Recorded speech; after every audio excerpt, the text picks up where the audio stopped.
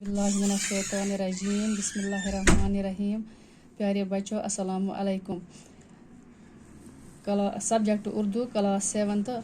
आज हमने कलम नज़म की सवालात करने हैं।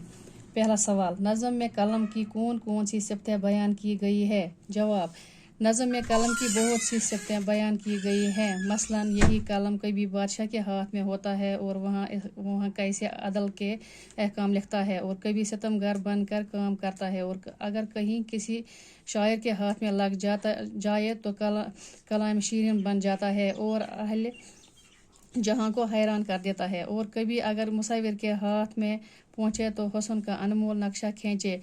यही कलम किसी को कैद की रहाई का हुक्मनामा लिखता है, और किसी को मुश्किल घड़ी में दरकार आता है, और फ़ौरन किसी की किस्मत बदलता है, और कभी किसी बदबख्त का तख्ता ही उलट देता है।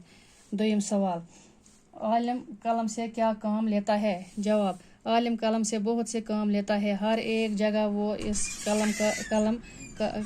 कलम से गुलकारियाँ कर सकता है और हैरान करने वाले कारनामे अंजाम देता है। वो अपने कलम से लोगों के हुक्म लिखता है, गुलामी से आज़ाद करा देता है, और फ़ौरन अपनी किस्मत संवारने का काम कर देता है। तीसरा सवाल, कलम किसके हाथ में पहुंचकर हुस्न का अनमोल नक्शा खींचता है? जवाब, वह कलम मुसव्विर के हाथ में पहुंचकर हुस्न का अनमोल नक्शा खींचता है। चौथा सवाल, यह नज़म किस शायर की है? जवाब, यह नज़म निशात अंसारी की है। पत गोब्रियो खाली जाय, गोडनिश खाली जाय अत गुलकारियाँ, दोयमी क्या